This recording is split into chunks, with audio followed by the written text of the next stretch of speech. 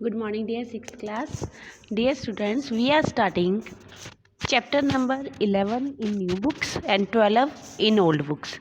Name of the chapter is Buildings, Paintings and Books, and this is the last chapter of your history book, Our Past. Dear student, the chapter is very interesting and I hope आप सभी बिल्कुल मन से पूरे मन से इस chapter को सीखोगे। इस चैप्टर में काफ़ी ज़्यादा इन्फॉर्मेशन है जो जीके के पॉइंट ऑफ व्यू से बहुत इंपॉर्टेंट है, एसएसटी के पॉइंट ऑफ व्यू से बहुत इंपॉर्टेंट है। तो काइंडली पे अटेंशन प्रॉपरली। तो let us start this chapter. The iron pillar chapter है हमारा बिल्डिंग्स, पेंटिंग्स एंड बुक्स के बारे में। तो सबसे पहले शुरू करते हैं आयरन पिलर के बारे में।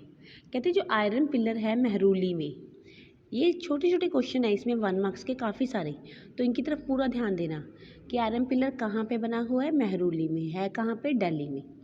ये एक रिमार्केबल एग्जाम्पल है जिसमें आपको skill of Indian craft persons की जो स्किल है, उनकी जो इतनी अच्छी उनके अंदर कला थी, उसको देखने का ये बेस्ट तरीका है। देखो ये आयरन पिलर 7.2 मीटर हाइट है और इसका वेट 3 टन है। 3 टन के आसपास इसका वेट है, यानी कि 3000 किलो के आसपास ये वेट है इसका, और ये बना था 1500 साल पहले। कहते हमें इसकी डेट कैसे पता है कि ये कैसे बना था? वो हमें इसलिए पता है कि इसके ऊपर एक इंस्क्रिप्शन है।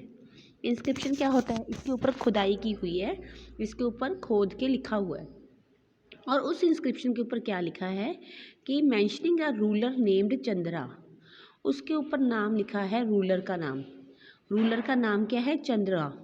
चंद्रा से ये माइंड में आती है कि चंद्रा कौन, चंद्रगुप्त मौर्य है या कोई और चंद्र, क्योंकि चंद्रगुप्त के नाम से काफ़ी ज़्यादा रूलर्स हैं इंडियन हिस्ट्री में।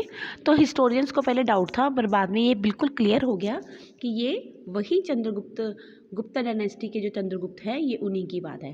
ठीक है, तो ये बाद में ये चीज़ क्लियर हो गई थी, हिस्टोरियन ने क्लियर कर दिया था। तो कहते इसके एक बड़ा ही इमेजिंग फैक्ट है इसका, वो ये कि ये पिलर कभी भी रस्टेड नहीं हुआ इतने सालों में। रस्टेड मतलब इसे जंग नहीं लगी, ये खुले आकाश में है फिर भी इसको कभी भी ये रस्टेड नहीं हुआ। और देखो आप इसके ऊपर कौन सी पॉलिश का इस्तेमाल किया इसका अभी तक भी पता नहीं है। और क्योंकि देखो अगर ये पता होता ना किस पॉलिश का इस्तेमाल किया है, तो जो इतने डैम्स बनते हैं, इतनी बड़ी बड़ी सड़कें हैं, लोहे की इतनी मशीनरी बनती है, तो उसके ऊपर वो पॉलिश हो जाती और उनको काफ़ी लंबे टाइम तक मतलब ड्यूरेबल बनाया जा सकता था, बट अभी तक ये क्लियर नहीं हुआ। तो नेक्स्ट टॉपिक है हमारे पास, वो है buildings in bricks and stones. ठीक है, और ये वाला जो पैराग्राफ है ना बेटा, ये मैक्सिमम बच्चों की बुक में नहीं है, तो इसी में बाद में आपको एक्सप्लेन करती हूँ। ठीक है, तो buildings in bricks and stones, इसको देखो आप कि जो बिल्डिंग्स बनी हैं वो ईंटों की और पत्थरों की बनी हैं। तो कहते हैं तो skill of our craft person, जो हमारे क्राफ्ट पर्सन हैं उनकी स्किल का एक तो आपने नज़ारा देख ही लिया आयरन पिलर के तौर पे। कहते अगर उनकी स्किल को देखना है बिल्डिंग्स के ज़रिए, तो दैट हैव सर्वाइव्ड, जो बिल्डिंग्स अभी भी हैं वो हैं स्तूपास, उस टाइम के बने स्तूपास। अब स्तूपा जो वर्ड है बेटे, वो यूज़ होता है एक माउंड के लिए। माउंड ये वाली स्ट्रक्चर, माउंड, ये माउंड है, ठीक है, गोल स्ट्रक्चर। कहते हैं there are several kind of stupa. वैसे स्तूपा कई तरह के हैं, राउंड भी हैं, टॉल भी हैं, बड़े और छोटे कई स्तूपाज हैं। स्तूपा होते क्या हैं? कहते हैं इनमें ना स्तूपाज में, सारे स्तूपाज में एक सर्टन एक सेम फीचर्स होती हैं। पहली बात मैं आपको बताती हूँ स्तूपा कैसे बने होते हैं। देखो ऐसे राउंड होता है, पहले यहाँ पे इस तरह से इसकी फॉर्मेशन होती है, जो आप स्क्रीन पे देख रहे हो ना, इस तरह से इसकी फॉर्मेशन होती है, और इसके ऊपर पताका होती है, झंडा होता है।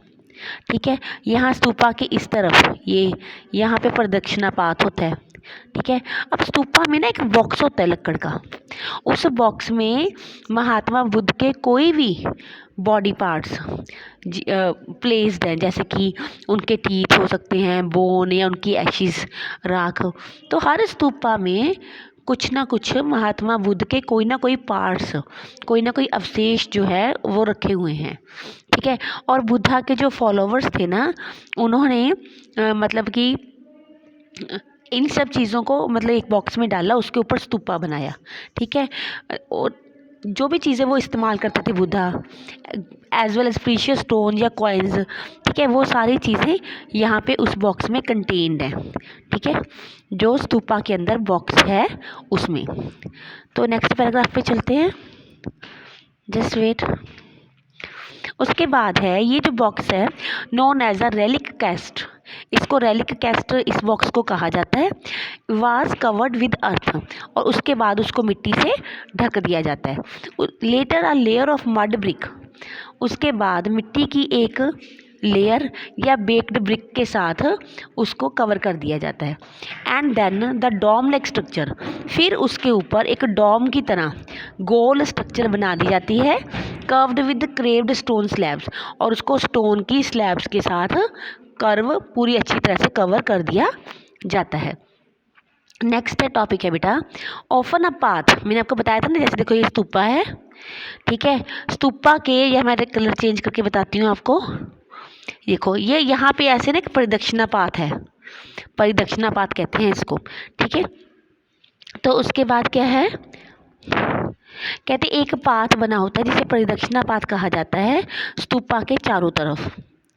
This was surrounded with railing, और वहाँ उसके साथ रेलिंग भी लगी होती है परिदक्षिणा पाथ के साथ।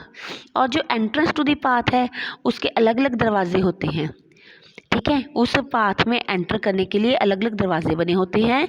जो डिवोटीज़ हैं उसके आसपास चलते हैं स्तूपाज में इन द क्लॉकवाइज डायरेक्शन में, जैसे हमारे मंदिरों में भी होती है ना बच्चे परिदक्षिणा पाथ, आप जाते ही हो, ठीक है।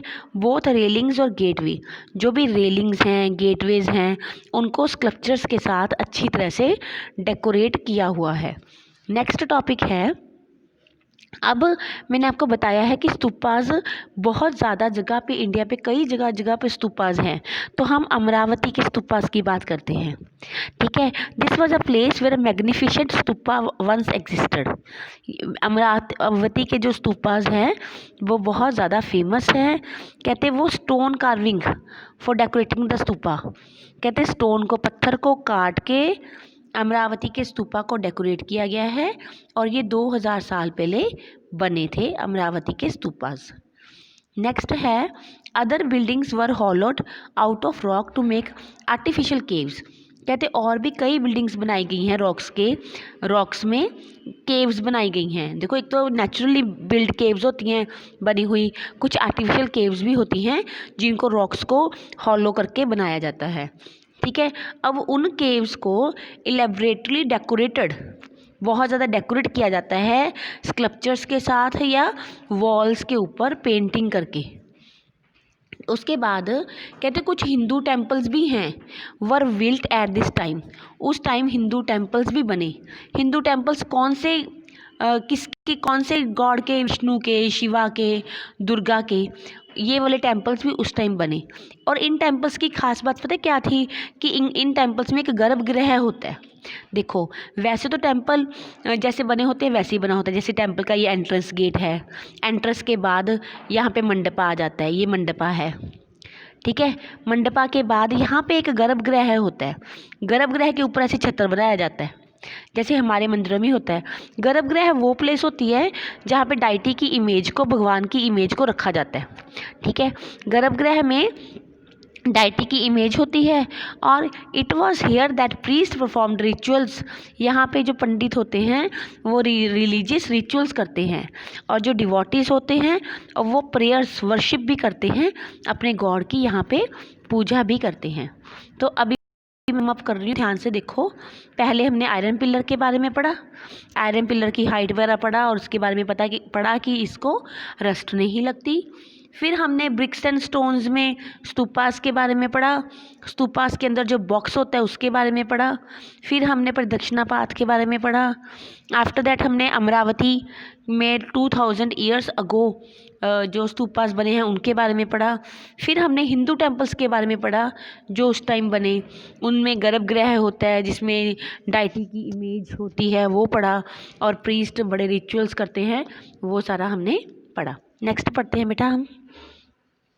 यहाँ पे ये जो पिक्चर है ये देखो ध्यान से, ये great stupas eight Sanchi Madhya Pradesh, ये आपको पता होनी चाहिए ये चीज़ें। देखो ये ग्रेट स्तूपाज हैं, ये गेटवे है, ये परिदक्षिणा पाथ है इस तरफ, ठीक है। और ये तीन है ना, जो ये तीन ना गौतम बुद्ध की 3 शिक्षाओं के कारण ये 3 है, समझ के।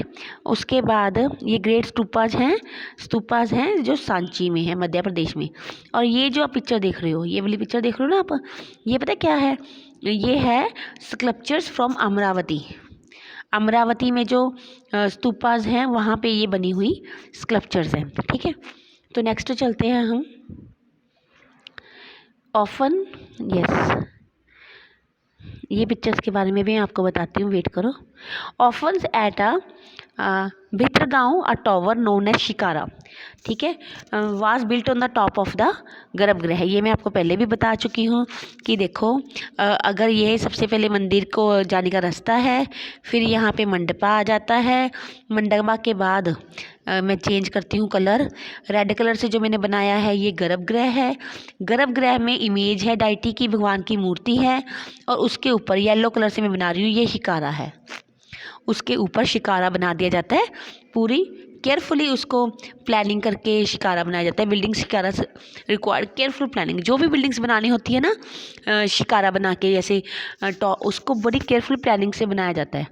और सभी टेम्पल्स में एक स्पेस होती है जिसको मंडपा कहा जाता है। एक तरह का हॉल हो गया ना, ये हॉल हो गया, यहाँ पे लोग भगवान के सामने बैठ के मतलब पूजा आराधना करते हैं, ये मंडपा होता है, ठीक है ना। ये पता क्लियर हो गया आपको?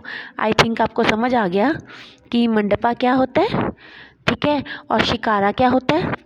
उसके बाद लोग वहाँ बैठते हैं मंडपा में, ठीक है।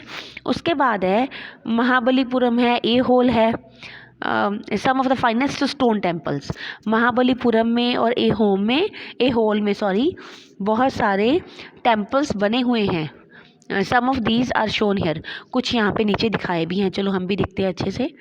एंड अर्ली टेम्पल है एट बित्रगांव उत्तर प्रदेश। ये देखो बित्रगांव उत्तर प्रदेश का टेम्पल है, ये 1500 ईयर अगो पहले बना है, और ये बेक्ड ब्रिक से और स्टोन से बना है, टॉप राइट। और ये वाला देखो, ये वाला देख लिया आपने, ये देखो ध्यान से, क्योंकि आपकी बुक में इतनी इमेज क्लियर नहीं होती जितनी आप फ़ोन में है। ये महाबलीपुरम का टेम्पल है, मोनोलिथिक टेम्पल महाबलीपुरम का, ठीक है।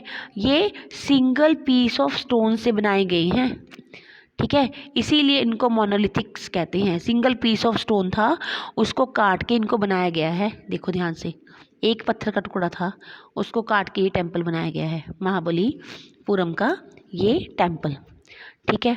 उसके बाद नेक्स्ट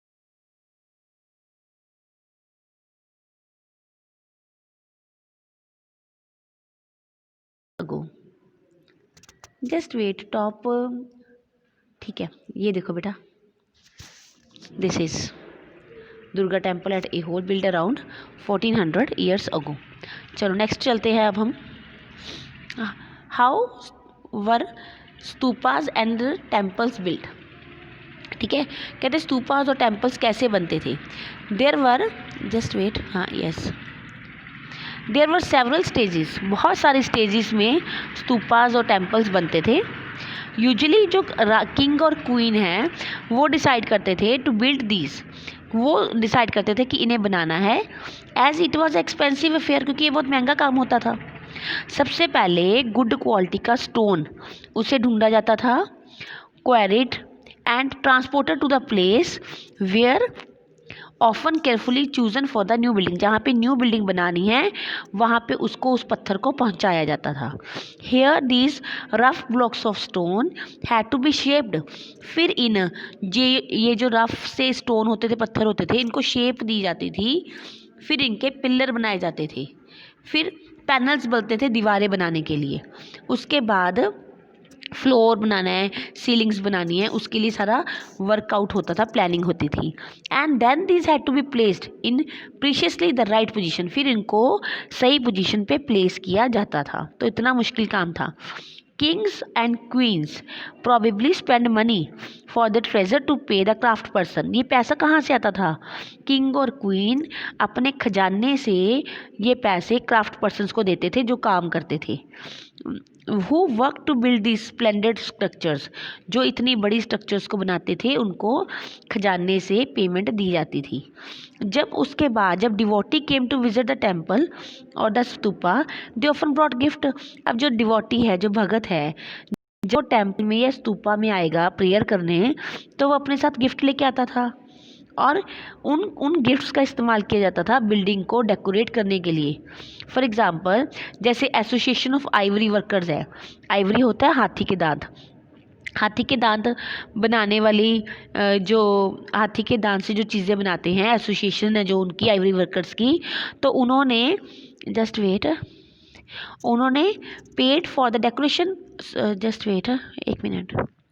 हाँ, हु जस्ट कहाँ गया? हाँ, paid for one of the beautiful gateway at Sanchi. उन्होंने सांची के जो गेटवे बनाए, ब्यूटीफुल गेटवे बनाए, उसके लिए उन्होंने पेमेंट दी।